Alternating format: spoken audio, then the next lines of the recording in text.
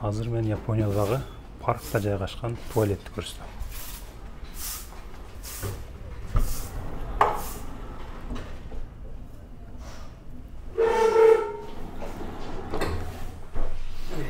Жаап алалы. Эми бул жакта кол жуучу жер, самын, муздак суу, бумага. Ол туалет, бул белгилүү япондордун туалети. Бул жөнөкөй туалет эмес, могу кнопкаларды карагыла. Бул стоп, бул душ дейт, бул биде, бул курутат. Ошо туалетте суу колдоном дегендерге могу кнопканы эле бассаңар, бул жактан суу чыгат. Бул жака отуруш керек мунун булар иштеш үчүн.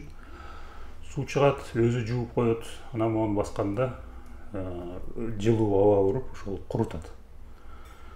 Бул жер жөн эле туалетти жууп кеткенге. Анан ал жагында мындай жумшак подушкасы бар экен, аркага сүйөнүп отурганга. Булар кармап отуруп турганга ыңгайлуу болуш үчүн жасалган. Бул жакта дагы кол жууганга ыңгайлаштырган. Бул жерде жаш баласы менен киргендерге балдардын памперсин алмаштырам деген келиндер үчүн ыңгайлаштырылган. Сумканы асып кое турган жер.